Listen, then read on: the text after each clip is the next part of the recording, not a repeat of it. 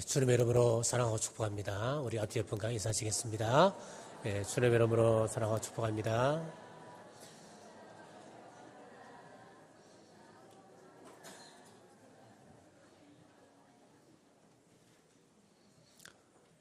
영생 얻는 법이라고 하는 제목으로 말씀을 선포하겠습니다. 오늘 성경에 사랑을 이론적으로 알고 있는 율법교사, 즉 서기관과의 논쟁이 기록되어 있습니다. 율법교사가 예수님께 묻기를, 선생님, 내가 무엇을 하여야 영생을 얻을 수 있겠습니까? 라고 했습니다. 이 얼마나 본질적이고 귀한 질문입니까? 그러나 문제는 이 질문이 진리에 대한 갈증에서 나온 것이 아닙니다. 25절에 보면은 예수를 시험하여 이르되 라고 성경은 밝힙니다. 예수님께서 이 율법교사의 그 중심을 간파하시고 되물으십니다. 26절입니다. 예수께서 이르시되 율법에 무엇이라 기록되었으며 내가 어떻게 읽느냐? 27절입니다. 대답하여 이르되 내 마음을 다하며 목숨을 다하며 힘을 다하며 뜻을 다하여 주 너의 하나님을 사랑하고 또한 내 이웃을 내 자신같이 사랑하라 하였나이다. 성경 박사답게 아주 성경을 일목요연하게 요약해서 잘 말했습니다. 그때 예수님께서 이 율법학자의 치명적인 약점을 아시고 다음과 같이 말씀합니다. 영생을 얻으려면 첫째, 이를 행해야 한다라고 했습니다. 28절 말씀 보겠습니다. 예수께서 이르시되 내 대답이 옳도다. 이를 행하라. 그러면 살리라 하시니 율법을 행하라 하셨습니다. 하나님께서 왜 우리들에게 율법을 주셨겠습니까? 하나님께서 율법을 주신 것을 분명히 이렇게 말씀하고 있습니다. 신명기 10장 12절에서 13절 말씀에 이스라엘아 내 하나님 여호와께서 내게 요구하시는 것이 무엇이냐? 곧 내 하나님 여호와를 경외하여 그의 모든 도를 행하고 그를 사랑하며 마음을 다하고 뜻을 다하여 내 하나님 여호와를 섬기고 내가 오늘 내 행복을 위하여 내게 명하는 여호와의 명령과 규례를 지킬 것이 아니냐? 하나님께서 이렇게 하라 저렇게 하라 우리에게 율법을 주신 것이 무엇이냐 하면 이유가 있다는 거예요. 우리의 행복을 위하여 율법을 주셨다, 그렇게 말씀합니다. 하나님의 명령대로 순종하면 신명기 28장의 복이 임합니다. 세계 민족 가운데 뛰어난 민족으로 삼아주십니다. 들에 가도 복을 받게 하시고 성급에 가도 복을 받게 하십니다. 손으로 하는 모든 일에 복을 주십니다. 들어와도 복을 받고 나가도 복을 받고 우리의 자손들이 복을 받고 소나 양떼들이 복을 받는다, 그렇게 말씀합니다. 그것뿐이겠습니까? 하나님께서는 하늘 보고를 열어서 이른 비와 늦은 비를 우리에게 허락하셨습니다. 그러니까 모든 일이 잘되게 하신다, 그 말씀이에요. 이처럼 하나님의 율법은 우리가 어떻게 하면 복을 받을 수 있는가, 복받는 법을 가르쳐주고 있습니다. 어떤 사람들은 예수님 오신 이후에는 예수님을 믿기만 하면 구원받으니까 이제는 율법은 필요 없다, 그렇게 이야기하는 사람들이 있습니다. 여러분, 오해하는 분들입니다. 절대로 그런 오해를 해서는 안 됩니다. 마태복음 5장 17절에서 20절에 보면은 내가 율법이나 선지자를 폐하러 온 줄로 생각하지 말라. 폐하러 온 것이 아니요 완전하게 하려 함이라. 진실로 너희에게 이르노니 천지가 없어지기 전에는 율법의 1.1획도 결코 없어지지 아니하고 다 이루리라. 그러므로 누구든지 이 계명 중에 지극히 작은 것 하나라도 버리고 또 그같이 사람을 가르치는 자는 천국에서 지극히 작다 일컬음을 받을 것이요 누구든지 이를 행하며 가르치는 자는 천국에서 크다 일컬음을 받으리라. 내가 너희에게 이르노니 너희 의가 서기관과 바리새인보다 더 낫지 못하면 결코 천국에 들어가지 못하리라. 우리 예수님의 말씀입니다. 예수님께서 오셨다고 율법이 끝난 것이 아닙니다. 예수님께서 이 땅에 오심으로 율법을 완성케 하셨습니다. 그러므로 우리의 의가 서기관이나 바리새인들보다 낫지 못한다면 천국에 들어가지 못한다, 그렇게 분명히 말씀하고 계십니다.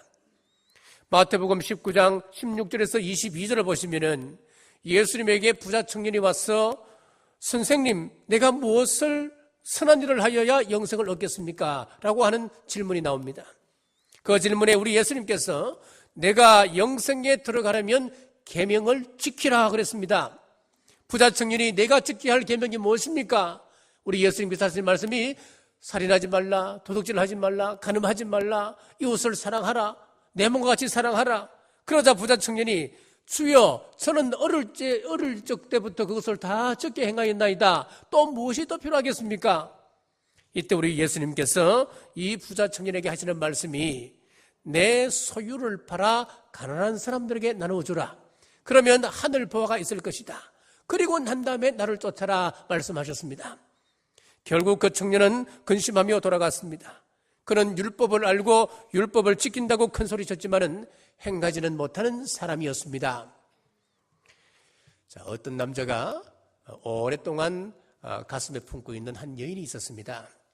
어느 날 큰 용기를 내어서 전화로 프로포즈를 했습니다. 그랬더니 그 여자가 하는 이야기가 앞으로 100일 동안 꽃다발을 들고 밤새도록 내 창밖에 서 있으면은 내가 그 사랑을 받아주겠노라고. 그 다음날 밤부터 한 남자가 꽃을 들고 밤새워 기다리고 있습니다. 비가 오고 바람이 불어도 어김없이 그 남자는 꽃을 들고 서 있었습니다. 99일째 되는 날이었습니다. 그날따라 폭풍우가 무섭게 몰아칩니다. 커튼을 열어보니까 어김없이 그 남자가 꽃을 들고 비에 흠뻑 젖어 있었습니다. 그 모습을 바라본 이 여인이 마음에 감동이 오는 겁니다. 내가 100일 채울 게 뭐가 있냐? 99일이면 100일이나 비슷한데 저 정도면 내가 사랑을 믿어 의심치 않지. 그리고는 대문을 열고 뛰어나가서 그 남자를 가슴으로 안았습니다. 그랬더니 그 남자가 하는 이야기가 저는 아르바이트생인데요. 이렇게 이야기하는 거예요. 우리의 사랑이 아르바이트생을 사서 대신 밤을 지새워 간 이와 같은 모습은 아닌지요. 여러분, 사랑은 돈으로 살 수 없습니다. 대중가요의 90% 이상이 사랑을 주제로 하거나 또 사랑이라고 하는 말이 들어간다고 그럽니다. 이것만 봐도 많은 사람들이 사랑에 대해서 관심을 가지고 있습니다. 그리고 지금 우리는 이 세상 속에 사랑이라고 하는 단어의 홍수 속에 살고 있습니다. 심지어는 이별하면서도 우리가 서로 사랑하기 때문에 이별합니다. 그렇게들 이야기하지 않습니까? 그런데 문제는 사랑을 말하는 것만큼 사랑을 행하지를 못합니다. 진정한 사랑은 이론이 아닙니다. 진정한 사랑이라고 하는 것은 우리의 행동이 따를 때 이야기하는 것입니다.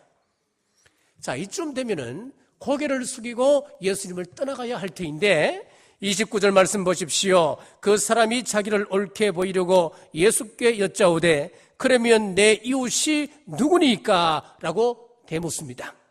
이때 우리 예수님께서 들려주신 이야기가 저 유명한 선한 사마리아인의 비유 말씀입니다.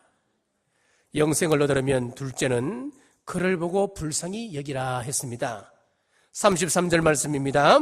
어떤 사마리아 사람은 여행하는 중 거기 이르러 그를 보고 불쌍히 여겨 그랬습니다. 이것을 적용적으로 보면은 긍휼히 여기는 사람입니다. 30절에 보십시오. 어떤 사람이 예루살렘에서 여리고로 내려가다가 그랬습니다. 여기서 어떤 사람이란 누구겠습니까? 예수님 당시 이스라엘은 크게 땅을 세 등분으로 나누었습니다. 갈릴리 호수가 있는 갈릴리 지역, 그리고 바로 밑에 사마리아 지역, 그리고 예루살렘과 여리고성에 있는 유다 지역, 이렇게 세 부분으로 이스라엘 땅을 나누었습니다. 자, 그런데 문제는 가운데 지막인 사마리아입니다. 이 사마리아 땅은 아수르가 나라의 세계를 제패할 때에 이스라엘을 쳐들어와서 북이스라엘을 멸망시키지요. 멸망시키고 난 다음에 이 아수르 제국이 거기다 이민 정책을 씁니다. 많은 아수르 사람을 사마리아 지방으로 보내서 그 사람들과 혼인하게 합니다. 그러니까 유다인과 다른 그 외부의 종족들과 혼혈이 생긴 거예요. 그러니까 이스라엘 사람들은 사마리아인을 유대인으로 인정도 하지 않을 뿐더러 그 사람들을 마치 개와 같이 취급을 했습니다. 사람뿐만 아니고 그 지역조차도 그렇게 이야기했습니다. 자, 그래서 예를 들어서 남쪽인 유다 땅에서 북쪽인 갈릴리 땅으로 가려면은 그 가운데 있는 사마리아 지역을 지나가면 금방 갈 수 있습니다. 쉽게 갈 수 있습니다만은 그 사람은 그 땅조차 밟는 것을 부정하게 생각했기 때문에 예루살렘에서 갈릴리까지 가려고 하면 어떻게 하느냐면은, 자, 예루살렘에서 그 밑으로 여리고로 내려갑니다. 여리고로 내려가서 요단강을 건넙니다. 요단강을 건너서 데가볼리 지역으로 거쳐서 갈릴리로 들어가는 거예요. 자, 그런데 문제가 뭐냐 하면은 그 길이 순탄치가 않았습니다. 예루살렘에서 여리고까지 거리가 약 한 35km 정도밖에 안 됩니다만은, 예루살렘은 해발 762m입니다. 제법 높죠. 그리고 여리고는 해수면보다 더 낮습니다. 해수면보다 250m가 더 낮습니다. 거리에 비해서 등고처가 크기 때문에 계곡이 깊고 험합니다. 그리고 길이 꼬불꼬불해서 모퉁이를 돌아버리면 사람을 찾을 수가 없는 그렇게 험한 곳이 바로 예루살렘에서 여리고로 내려가는 유대 광야입니다. 역사 기록에 보면 워낙 이곳에 강도가 많아서 로마의 어떤 한 군대는 그곳 강도를 소탕하는 전문 기관으로, 전문 군사들로 부대를 만들 만큼 이렇게 이기는 강도가 많았다는 거예요. 자, 이런 문화적인 배경을 보면은 본문 30절에 나오는 한 사람이라고 하는 것은, 어떤 사람이라고 하는 것은 유대인을 이야기하는 것이 분명합니다. 그가 이곳에서 강도를 만났습니다. 가진 것 다 빼앗겼습니다. 옷도 다 벗겨졌습니다. 몹시 맞아서 초죽음이 되었습니다. 제일 먼저 기회를 잡은 사람이 바로 제사장이었습니다. 마침 제사 집례를 마치고 가는 제사장이 이제 여리고에서 예루살렘 35km밖에 되지 않기 때문에 이제 그 길로 내려가는 거예요. 왜 하필이면 제사장이 예루살렘에서 여리고로 내려갔을까요? 자, 그것은 여리고하고 예루살렘은 거리가 얼마 되지 않기 때문에 제사장과 레위 사람들이 여리고성에 많이 거주하였다라고 하는 기록이 남아 있습니다. 자, 그러면은 왜 제사장이 그 강도 만난 사람을 그냥 보고 지나쳤을까요? 제사장이 그냥 지나친 나름대로의 이유가 있습니다. 제사장이 성전 복무할 때 지켜야 할 규례 때문에 그렇습니다. 제사장이 십체를 만지게 되면 부정한 사람이 됩니다. 부정한 상태에서 일정 기간이 지나야 다시 성결한 사람이 되는데, 부정한 기간 중에 자신이 성전을 맡아야 할 그 기간이 있습니다. 그 기간이 와도 자기가 부정한 사람이 되면 그 업무를 감당할 수가 없는 거예요. 규정이 그렇게 까다롭습니다. 그를 도울 것인가 아니면 그냥 지나쳐 버릴 것인가, 이것은 제사장 입장에서 보면은 굉장히 실존적인 그런 문제입니다. 그냥 지나치자니 양심의 방마귀가 자신의 가슴을 칩니다. 그렇다고 해서 돕자니 지엄한 성결 규례를 파기하는 꼴이 됩니다. 결국 그는 강도 만난 사람을 못 본 채 하고 그 자리를 피해 도망가 버리고 말았습니다. 두 번째 사람입니다. 레위 사람이 지나갑니다. 레위 사람 또한 율법의 모든 규례를 잘 알고 있고 그것을 지키려고 애를 쓰는 사람이었습니다. 하나님의 사랑도 알고 이웃에 대한 사랑도 아는 사람이었습니다. 하지만 이 레위인이 강도 만난 그 지역을 바라보면서 나도 조금이라도 더 지체하게 되면 저 사람과 비슷한 꼴이 되지 않을까, 그리고는 그 강도 만난 사람을 피하여 또 도망가 버리고 말았습니다. 세 번째 등장한 사마리아 사람은 앞서 지나간 두 사람과 달랐습니다. 분명히 강도 만난 사람은 유대인입니다. 사마리아인의 입장에서 보면 유대인들이 자신을 짐승 취급하는 그 아주 기분 나쁜 사람들 아니겠습니까? 따라서 강도 만난 유대인을 보았을 때에 제사장과 레위인들처럼 이 사람도 그냥 지나가도 괜찮을 사람입니다. 그 사람들보다 더 저주하며 당당하게 그 자리를 지나가도 괜찮을 법한 사람 아니겠습니까? 그러나 본문에 나오는 사마리아인은 강도 만나 죽어가는 그 유대인을 보고 33절에 보십시오. 그를 보고 불쌍히 여겨 그랬습니다. 불쌍히 여겼습니다. 불쌍히 여겼다라고 하는 원문을 살펴보면은 서플랑크니 조마이라고 하는 단어를 씁니다. 유대인들은 어떻게 생각했냐니까 우리의 감정이, 우리의 간이나 심장 속에 우리의 감정이 들어있다, 그렇게 생각했습니다. 그렇기 때문에 서플랑크니 조마이라고 하는 이 단어의 의미는 이런 것입니다. 내장이 끊어질 듯한 그런 아파하는 심정을 가지고 사람을 바라보는 그 마음을 서플랑크니 조마이, 불쌍히 여김, 그런 뜻이에요. 자, 이 단어는 다른 복음서에도 자주 등장합니다. 마태복음 9장 36절에 보면은 무리를 보시고 불쌍히 여기시니 이는 그들이 목자 없는 양같이 고생하며 기진함이라. 여기서 불쌍히 여긴다라고 하는 단어가 바로 서플랑크니 조마이라고 하는 단어를 씁니다.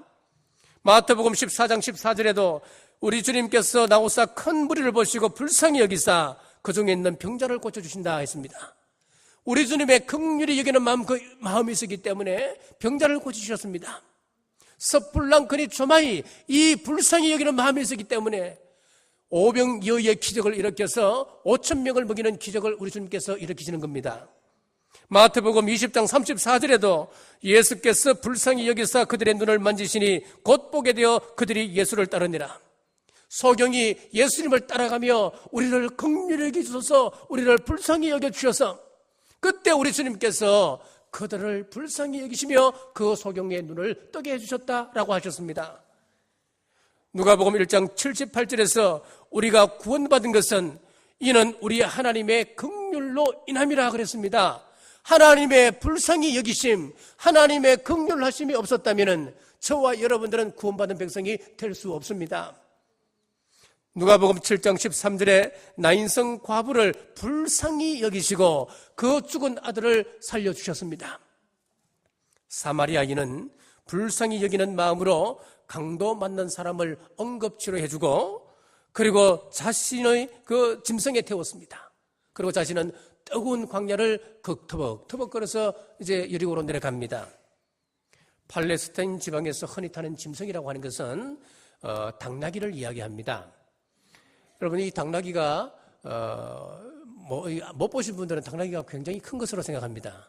그런데 실제로 당나귀를 보면은 그렇게 큰 짐승은 되지 못합니다. 7년 전에 성지순례를 갔을 때에 마침 저희들이 유대 광야로 내려가는 이제 버스를 타고 내려가는데 그 옆으로 당나귀를 탄 한 사람을 만나게 되었습니다. 이 당나귀가 얼마 정도 되냐니까 한 송아지 크기 정도밖에 안 되는 거예요. 그 송아지만한 크기의 그 당나귀에다가 장정이 탁 타고 가는데 장정이 더 큰 거예요. 다리가 땅에 끌듯 말듯 하면서 쭉 내려가는데 당나귀가 그렇습니다. 그렇게 큰 짐승이 되지 못합니다. 자, 그 뜨거운 광야에서 자신의 당나귀에 그 강도 만난 사람을 태우고 자신은 터벅터벅 그 뜨거운 광야를 걸어서 지금 내려가고 있는 거예요. 그리고 주막에 가서 치료비를 주고 부탁을 하고 갑니다. 여기 사마리아인은 바로 우리 예수님을 상징하고 있습니다.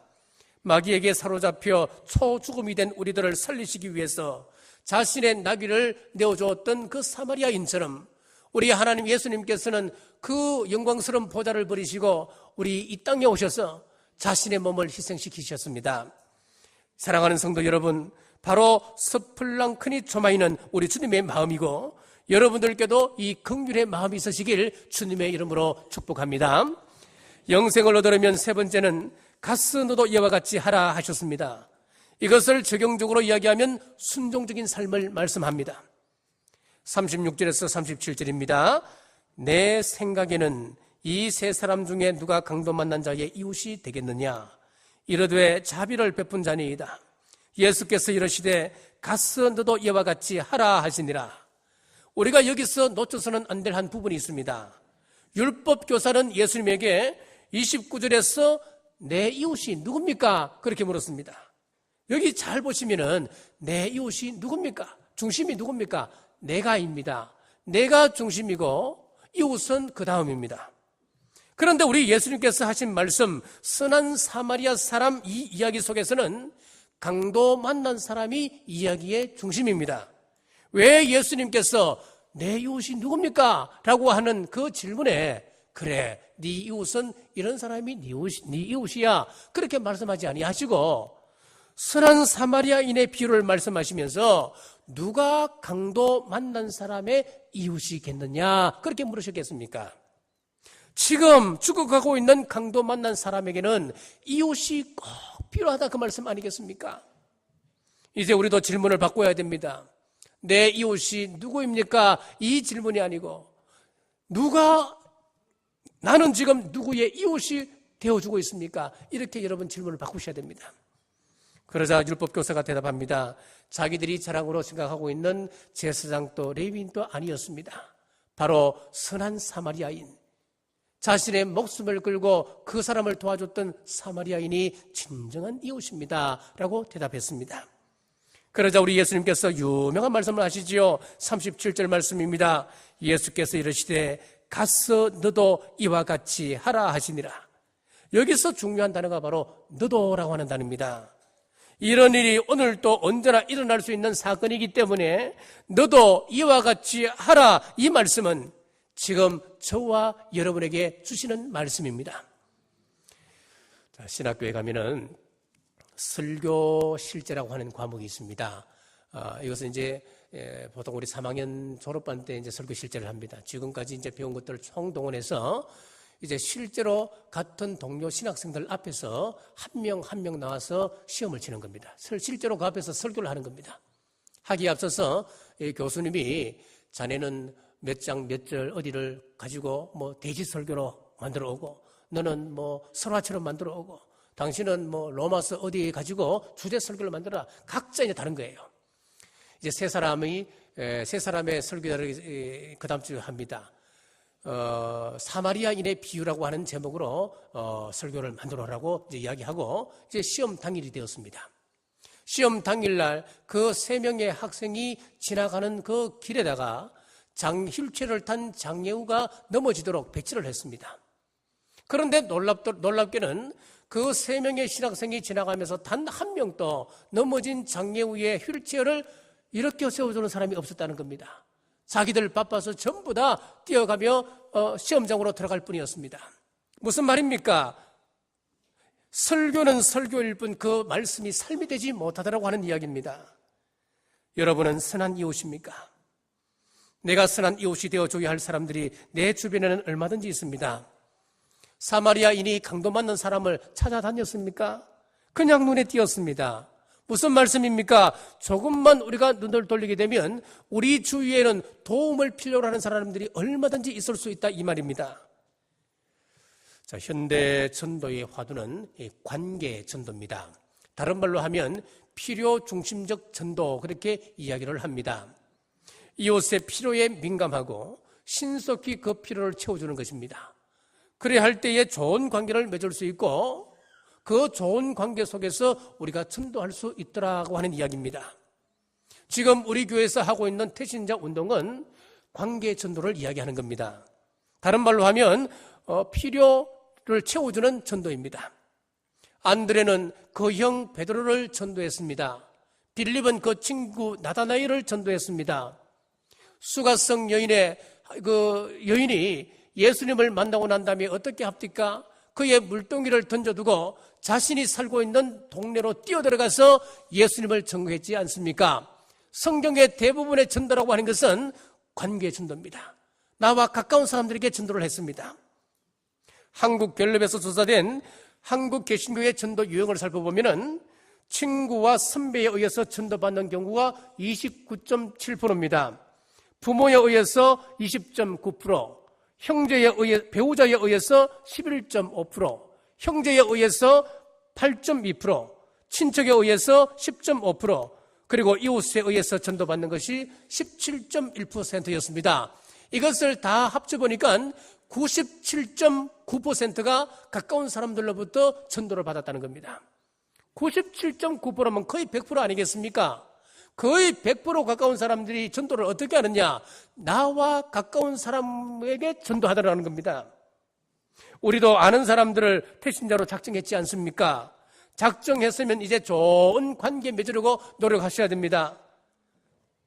한 전도학자는 이 관계 전도를 이렇게 정의를 내렸습니다. 등잔 밑에서 울고 있는 한 영혼의 그 눈물을 닦아주는 것이 관계 전도다, 그렇게 이야기를 했습니다. 여러분, 등잔 밑에 울고 있는 한 영혼, 그 말이 무슨 말입니까? 내가 알고 있는 가장 가까운 곳에 우리의 도움의 손길을 필요한 사람이 있다는 거예요. 여러분, 우리가 전도해서 거창하게 생각할 것 없습니다. 내가 필리핀에 가고, 내가 러시아에 가고, 내가 남미에 가서 전도하는 것만이 전도가 아니라는 거예요. 늘 만나고 교제할 수 있는 사람, 나에게 대해서 좋은 감정을 가지고 있는 사람, 전도한 후에도 내가 양육할 수가 있고, 또 그 사람이 전도되어서 주님의 제자 될 때까지 내가 멘토가 되어서 그를 키울 수 있는 사람이면 가장 좋은 태신자가 되는 겁니다. 그런데 이 관계를 종종 악용하는 사람도 만날 수는 있습니다. 우리에게서 돈을 바라고 우리에게 접근하는 사람이 있을 수 있다는 이야기예요. 그런 부분은 여러분들이 그 사람을 깊이 알게 되면은 그 사람이 어떤 의도로 저런 이야기를 하고 다가오는지 알 수 있을 겁니다. 그것들은 여러분들이 잘 판단을 하셔야 됩니다. 사랑하는 성도 여러분, 돕는다고 하는 것, 우리가 사랑한다고 한다는 것, 우리가 불쌍히 여긴다고 하는 것은 단순히 물질적 도움만을 이야기하는 것이 아닙니다. 다양한 방법이 있습니다.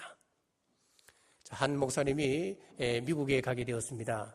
미국에는 팁 문화 아닙니까? 식사를 해도 그 탁자 위에다가 팁을 두고 와야 됩니다.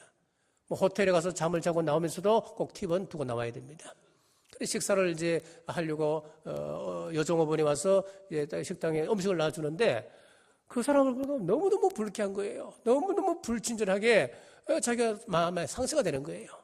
식사를 하고 난 다음에 나가면서 보통 때는 2에서 3불 정도 팁을 두고 나왔는데 너무너무 불쾌한 거예요. 그래서 이 팁을 주지 말까 생각하다가 아유 그래도 내가 더 주고 오지. 그리고는 그날따라 $10를 거기에 두고 나가게 됩니다. 나가는데 그 여종업원이 자기를 따라오면서 선생님 왜 팁이 이렇게 많습니까? 저는 이만한 팁을 받을 자격이 없습니다. 그래서 이 목사님이 이렇게 얘기합니다. 오늘 당신을 보니까 당신의 표정 속에 무언가 힘든 일이 있는 것 같다고. 그랬더니만 이 여인이 하는 이야기가 다름이 아니고 어젯밤에 저의 남편에게 이혼을 당했습니다. 오늘 이 일을 하고 저는 자살하려고 마음을 먹고 있었습니다. 그런데 오늘 선생님을 만나고 이 팁을 보면서 이 팁은 저에게 단순한 팁이 아니고 저에게는 희망입니다. 그렇게 이야기하는 거예요. 여러분, 따뜻한 관심과 따뜻한 미소만으로도 그 사람의 좋은 이웃이 될 수 있습니다. 꼭 물질로 채워준다고만 생각하지 마십시오. 사랑하는 성도 여러분, 선한 이웃을 찾아다니지 말고 내가 선한 이웃 되어 주십시오. 친절한 사람 찾아다니지 말고 내가 친절한 사람이 되어 주십시오. 친절한 교회를 찾아 방황하는 사람은 일생도록 방황하게 될 것입니다. 그러나 내가 친절하면 교회 안에서 내가 친절한 사람이 되면 내 주위에 친절한 사람이 모여들고 그 교회는 친절한 교회가 됩니다. 그렇습니다. 우리 예수님의 말씀처럼 내가 그들에게 좋은 이웃 되시길 주님의 이름으로 축복합니다. 이제 말씀을 맺겠습니다. 어떤 화가가 이 복음을 잘 표현한 멋진 그림을 그리게 되었습니다. 그 그림은 이렇습니다. 폭풍우가 몰아치는 바다에 배가 파손이 되었습니다. 자, 난파당한 이 배에서 한 선원이 굿사일생으로 한 바위에 올라갔습니다. 올라가서는 파도가 넘칠 때는 거기에 떠내려가지 않으려고 두 팔로 그 바위를 꼭 껴안고 있습니다. 여러분, 어떤 의미겠습니까? 우리 이 세상 속에 힘들고 고통스럽고 어려운 일이 있다 하더라도 반석 대신 우리 예수님 부여잡으면 산 소망이 있다. 그것을 표현한 그림이었습니다. 여러분, 생각해도 멋진 그림 아니겠습니까? 그런데 그 화가가 그 그림을 보더니만 그 그림을 쭉 밀쳐내고는 다시 그림을 그리기 시작했습니다. 첫 번째 그림은 구조된 그 사람이 두 팔로 바위를 끌어안고 있는 그림이었다면 새롭게 그린 그 그림은 한쪽 팔로는 바위를 끌어안고 다른 한쪽 팔로는 지금 바다에 빠져들어가고 있는 다른 선원들을 구원하기 위해서 필사적으로 바다를 향하여 손을 뻗치고 있는 그림이었습니다. 사랑하는 성도 여러분, 우리 기독교는 자기만 예수님 믿고 천당 가는 종교가 아닙니다. 죽어가는 다른 영혼들을 전도해서 함께 천국 가도록 하는 것이 바로 우리 기독교입니다. 다음 주는 태신자 초청주일입니다. 가서 너도 이와 같이 하라라고 하는 주님의 명령 따라서 우리 인생에서 가장 큰 강도인 마귀에게서 세상 사람들, 여러분 주위에 있는 친구들 구원해 내십시오. 그들을 긍휼히 여기시고 그들을 품고 기도하고 기회가 있을 때 전도하여서 우리 남봉교회가 구원받는 수로 가득 채워주시길 주님의 이름으로 축복합니다. 기도하겠습니다. 능력 많으신 아버지 하나님, 오늘 선한 사마리아인의 말씀을 통하여서 저희들도 그 사랑을 실천하며 전하기를 원합니다. 대신자를 품고 기도하며 증거하는 일에 온 힘을 다하여 내 주위에서 가까운 사람들로부터 돌아보게 하여 주시옵소서. 그들이 우리 주님의 섬김을 알게 하셔서 아름다운 관계를 맺게 하시고 함께 빛의 자녀로 살아가게 하여 주시옵소서.